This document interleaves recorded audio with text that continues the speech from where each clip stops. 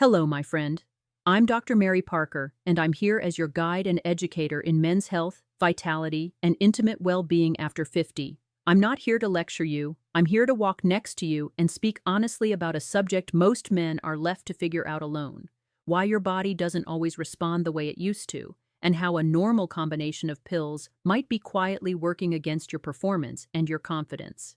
For years, men have been told one simple sentence whenever something changes in their energy or intimacy. It's just age. Less drive, age, less firmness, age, less stamina, age. That phrase becomes a kind of background noise in your mind until you almost believe it's useless to ask questions or search for solutions. But when we look closely at how the body works, especially after 50, the picture is different. Age plays a role, yes, but for many men the real problem is not the number of birthdays. It is the mix of medications that have slowly accumulated over the years, prescriptions, over-the-counter pills, harmless remedies, and the way they interact with your circulation, your nerves, and your hormones. I want you to imagine a very common scene. A man in his 50s or 60s stands in his bathroom in the morning, looking at a small plastic box with compartments labeled Monday to Sunday. Inside, there is a pill for blood pressure, another for cholesterol, maybe one for glucose, perhaps something for mood. On the side of the sink, there is an antacid for heartburn. In the cabinet, there are allergy pills and cold medicine, just in case. On the nightstand, there might be a tablet to help with sleep. Nothing in this picture looks extreme or unusual. In fact, this is the standard pharmaceutical landscape for millions of men around the world. Now picture that same man at night when he wants to feel close to his partner or simply check if his body still responds with the same strength. He feels desire. His mind says yes, but the reaction is slower, weaker, or disappears halfway. He blames stress or age. He tells himself it's normal. He tries to ignore the frustration, but it stays in the background of his thoughts, quietly eroding his confidence. What he often doesn't realize is that his normal pill combo is affecting three vital systems that intimate performance depends on: blood flow, nerve signaling, and hormonal balance. Each pill by itself may seem like a small adjustment. Together, they can act like a heavy blanket over his vitality. Let's start by talking about blood flow, because circulation is the foundation of male intimate performance. Your response depends on the ability of blood vessels in a very specific area to open, receive a strong wave of blood, and keep that blood in place for as long as you need.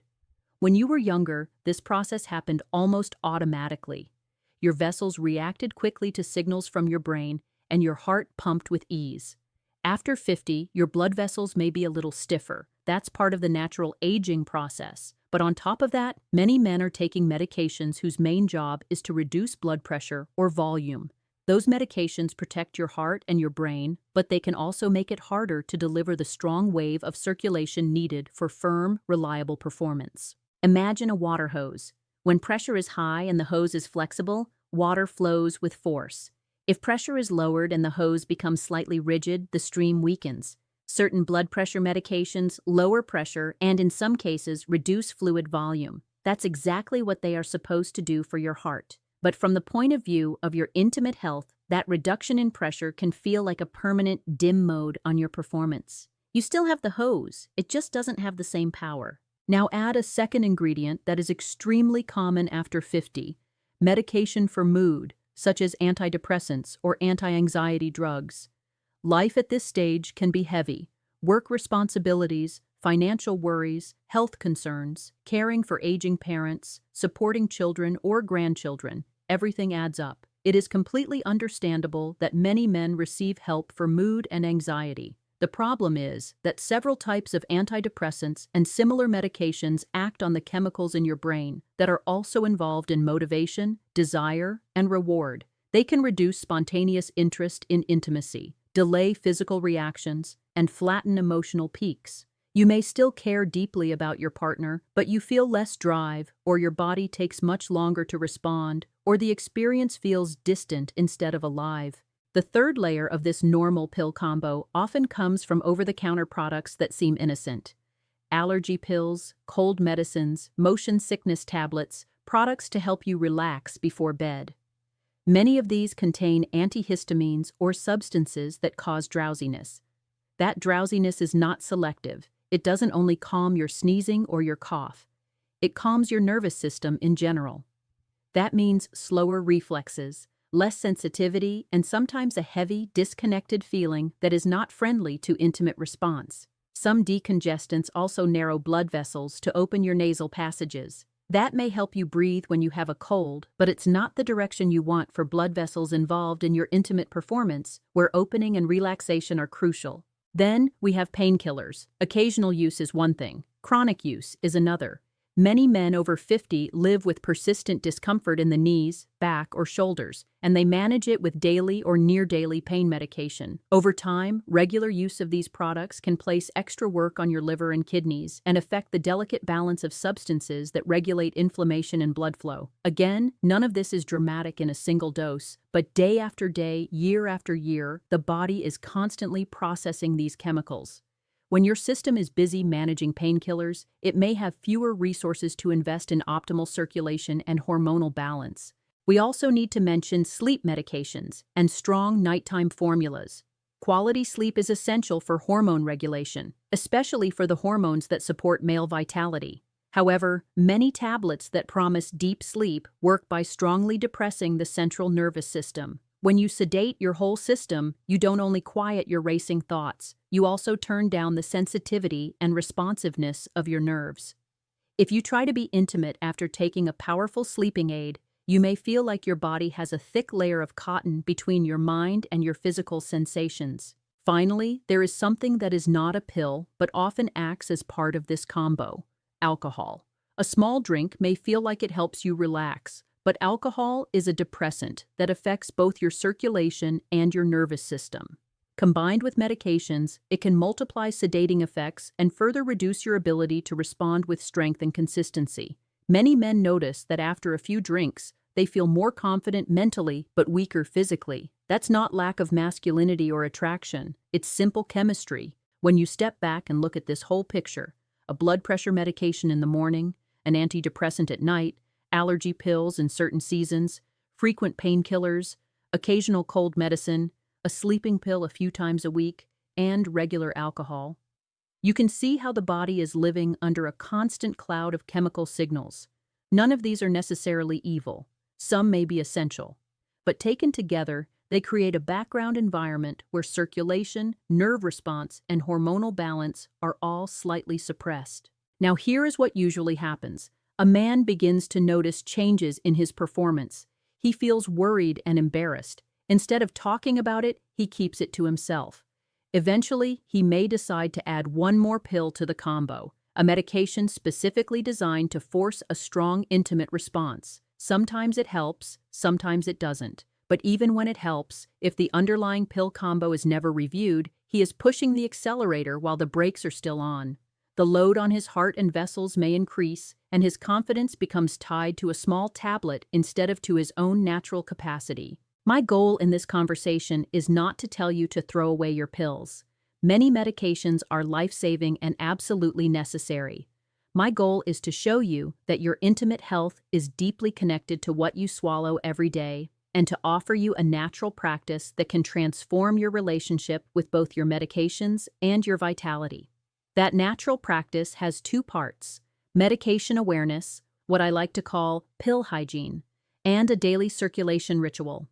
Let's start with pill hygiene. It's a very simple concept, but extremely powerful. Pill hygiene means treating your medication routine with the same care and attention that you would give to the engine of a classic car you love. It means understanding what each pill does, not just for your lab results or blood pressure, but for your energy and your intimate well-being. It means refusing to live on autopilot where prescriptions accumulate without review. Here is a practical way to begin. Take a sheet of paper or open a note on your phone and write down every single pill, capsule, drop, or drinkable product that you use more than once a week. Include prescription medications, over-the-counter remedies, and supplements. Next to each one, write the dose, the time of day you usually take it, and the reason it was originally prescribed or started. Be honest, even if the reason was simple, like I couldn't sleep and a friend recommended it. Just this act of writing begins to change your relationship with your pill combo. You see it in front of you instead of carrying it as a vague cloud in your mind. Many men are surprised when they realize that, across a full day, they are putting 8, 10, or even 12 different substances into their bodies. That is not a judgment, it is information. Information is power. The next step in pill hygiene is curiosity. Look at your list and ask yourself some questions, calmly and without blame. Are there medications you have been taking for years without any review? Are you using older versions of certain drugs that today have more modern alternatives with a gentler effect on intimate health? Are different doctors prescribing different things without communicating with each other? Are you doubling up on similar products without realizing it? Again, you are not doing anything wrong. You are simply exploring your internal chemistry profile. After this comes the most important step: conversation with a qualified professional. With your list in hand, schedule a visit with your primary doctor or a specialist you trust. And here is a phrase you can use that is clear, respectful, and effective. Doctor, I value my intimate health and my overall vitality. I want to understand how my current medication combination might be affecting my circulation and performance. Can we review my pills together and see if there are safer or simpler options? This sentence changes the tone of the meeting. You are not demanding miracle pills. You are asking to be treated as a whole person, not just a blood pressure reading or a cholesterol number. A good professional will listen. They may not change everything overnight, but they can help you adjust doses, modify the schedule, or switch certain medications to alternatives that have less impact on intimate function. The goal is not to stop needed treatment. The goal is to find the minimum effective combination that protects your organs without unnecessarily suppressing your vitality. That is true pill hygiene: clean, intentional, and personalized. Now we move to the second part of the natural practice: a daily circulation ritual. If pill hygiene reduces the brakes, a circulation ritual strengthens the engine. This ritual is not about extreme exercise or complicated routines. It is about sending your body a clear message every single day. You are still needed. Your vessels, your heart, and your nerves still have work to do. Stay flexible. Stay responsive. A simple circulation ritual can be built around 4 pillars: movement, breathing, hydration, and nourishment. Movement is the first pillar. Your blood vessels love motion. When you move your muscles, especially in your legs and hips, you activate natural pumps that push blood back to the heart and keep your circulation lively. You do not need a gym membership or heavy weights. You need consistency. For example, a 20 to 30-minute walk most days of the week, at a pace where you can still talk but feel your heart working a little harder, is one of the best forms of artery training. If walking is difficult because of joint pain, marching gently in place while holding onto a chair or doing seated leg lifts and ankle rotations still helps. The key is, don't let whole days pass where your legs do almost nothing.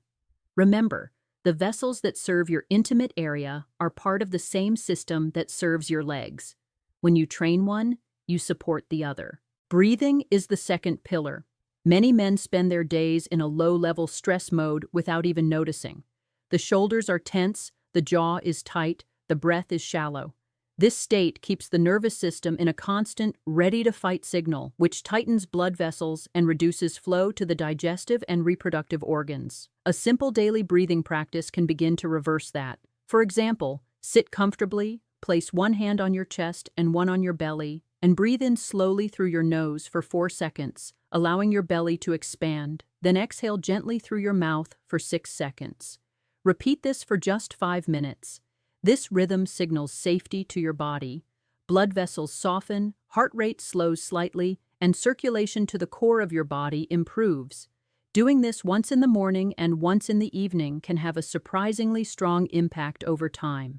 Hydration is the third pillar. Blood is mostly water. If you are constantly a little dehydrated, your blood becomes thicker and harder to move. Many men drink coffee, tea, soda, and alcohol, but very little pure water. A simple rule is to start your day with a large glass of water before any other drink, and then continue with small amounts throughout the day so you rarely feel intense thirst. If you have conditions like heart failure or kidney disease, you should follow your doctor's guidance about total fluid intake. But even then, distributing that intake wisely supports your circulation. Well-hydrated blood travels more easily through small vessels, including those that support your intimate function. Nourishment is the fourth pillar. Your vessels are lined with a delicate type of tissue that reacts directly to the foods you eat. A diet high in heavily processed foods, deep-fried meals, and excess sugar inflames this inner lining and makes it harder for your body to produce the natural substances that relax blood vessels.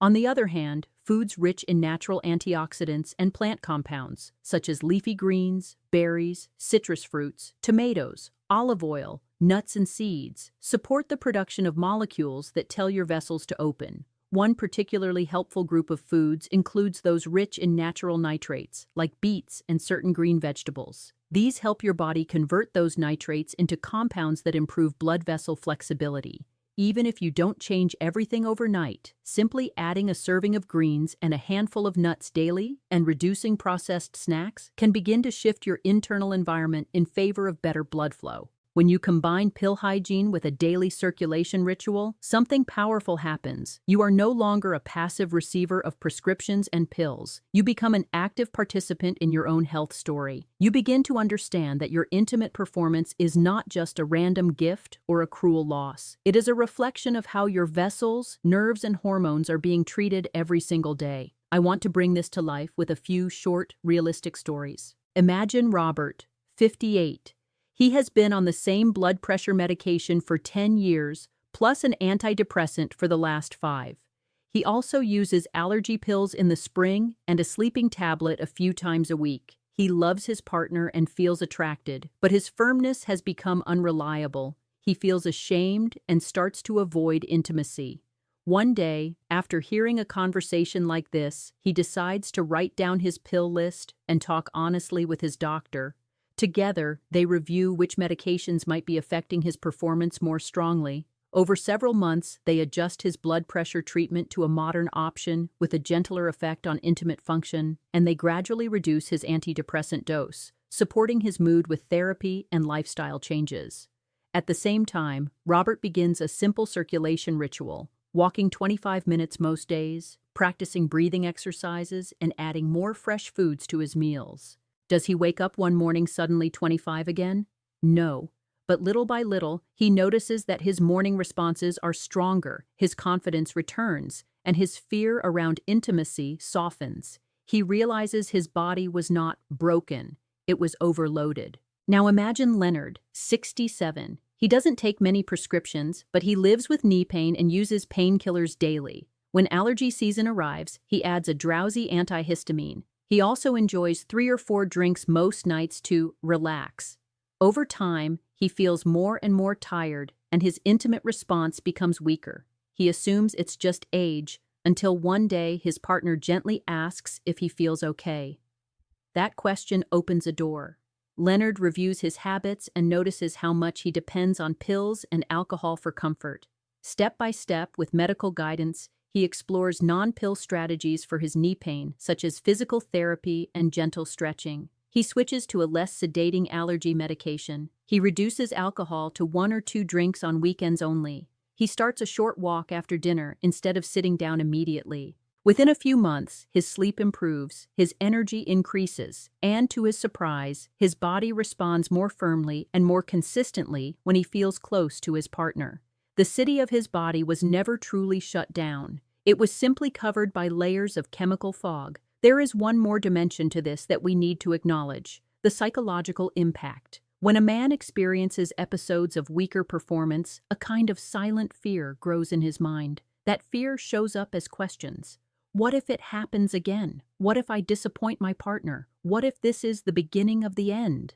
These thoughts trigger stress, and stress tightens blood vessels, reduces circulation, and interferes with the very systems you need to perform well. It becomes a loop. You worry because performance is not as strong, and the worry itself further weakens performance. Understanding the role of your normal pill combo helps break that loop. It turns a mysterious fear into something you can analyze and address. Instead of thinking, "my body is failing me," you can think, "my body is reacting logically to the environment I've created with my medications and habits."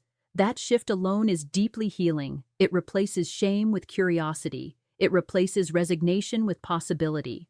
If you are in a relationship, this is the time to invite your partner into your process. You don't need to share every detail of your medication list, but you can say something like, "I've learned that the combination of pills I take every day might be affecting my intimate health. I'm going to talk with my doctor and start a daily circulation routine to improve things. This matters to me because you matter to me." Most partners respond not with judgment but with relief and tenderness. They realize they are not the problem. You are not the problem. The problem is a set of habits and pills that can be changed. If you are single, your motivation is just as important. By taking charge of your pill combo and your circulation now, you prepare a stronger, more confident version of yourself for any future relationship. You also improve your overall health, which means more energy for friends, hobbies, and projects that give your life meaning. Let me bring everything we've discussed into one clear sentence. For many men over 50, the greatest hidden threat to performance is not age itself, but a normal combination of pills that quietly reduces circulation, dulls nerve responses, and flattens desire, especially when that combo is combined with stress, poor sleep, and a sedentary lifestyle. And here is the hopeful part. You are not stuck with that reality. You can practice pill hygiene, gaining awareness, asking questions, and working with your doctor to refine your medication plan.